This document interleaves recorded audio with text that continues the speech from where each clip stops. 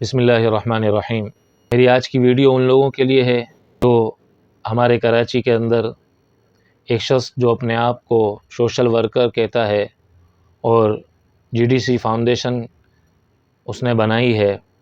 اور اس کو بنیاد بنا کر مختلف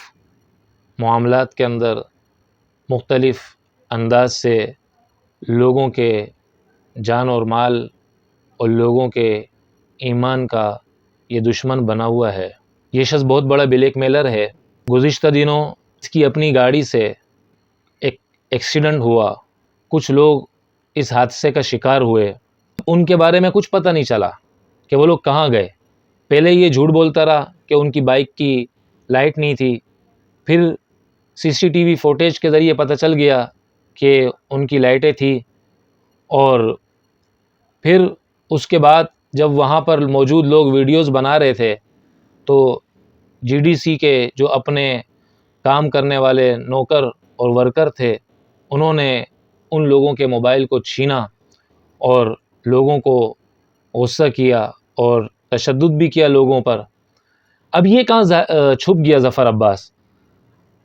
اب یہ ظاہر ہونا اور کہے کہ میرے ڈرائیور سے غلطی ہو گئی۔ ایک تو اس موقع پر بھاگنا نہیں چاہیے تھا، پہلی بات تو اس موقع سے بھاگ گیا، اور پھر کچھ بتا نہیں رہے، اور پھر ان فیملیوں کو بلیک میل کرنے کی کوشش کی گئی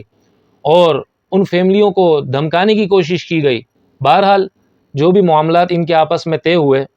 لیکن ان کو آ کر میڈیا پہ بتانا چاہیے اور اپنی غلطی کا اقرار کرنا چاہیے۔ وہ لوگ جو اس کو خیرخواہ سمجھتے ہیں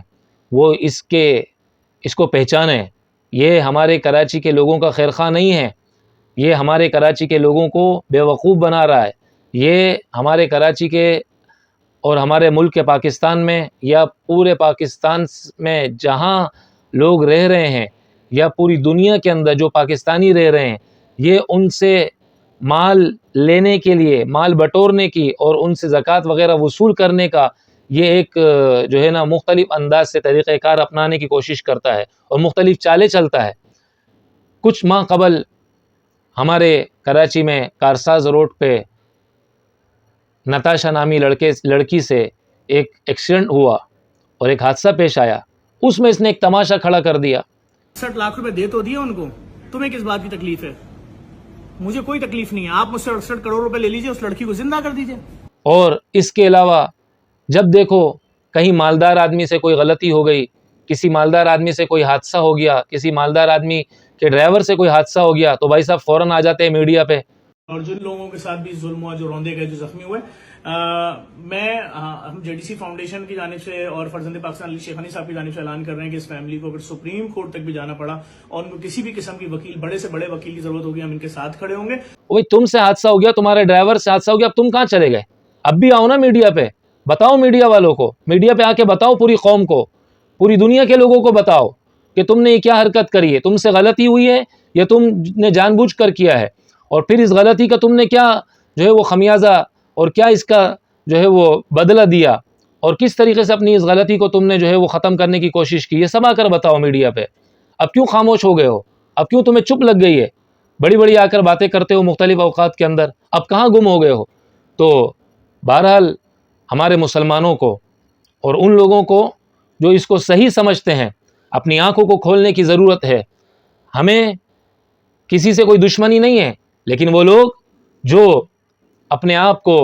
مسلمان ظاہر کر کے مسلمانوں کے درمیان میں بیٹھ کر